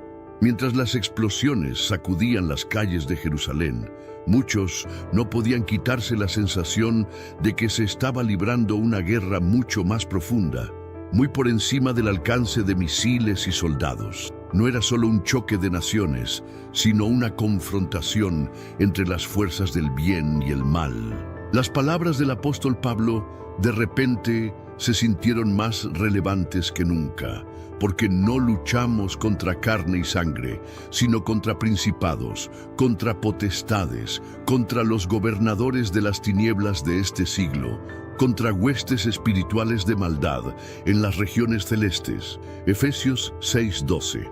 Lo que se desarrolló en Jerusalén no fue solo militar, fue metafísico. Muchos residentes hablaron de una pesadez extraña que se asentó sobre la ciudad durante el ataque.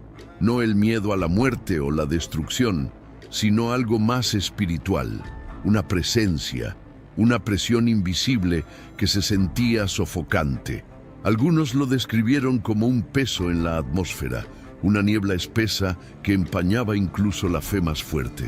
Otros reportaron una sensación abrumadora de pavor, aunque fuerzas invisibles estuvieran encerradas en feroz batalla justo más allá del velo. Esto es consistente con lo que el profeta Daniel previó en Daniel 12:1. Habla de un tiempo de angustia sin precedentes, cuando Miguel, el gran príncipe que protege a tu pueblo, se levantará. Miguel no es una figura simbólica. Es el arcángel principal, un guerrero del cielo. Su levantamiento señala más que protección. Significa que el reino espiritual ha sido activado. Cuando Jerusalén está bajo ataque, el cielo no permanece en silencio. Aunque la mayoría no pudo verlo con ojos físicos, muchos percibieron que ángeles y demonios chocaban en el reino invisible.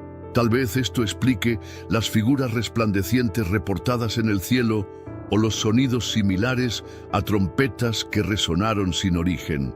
Estas no fueron simplemente trucos de la atmósfera, fueron manifestaciones de una guerra invisible.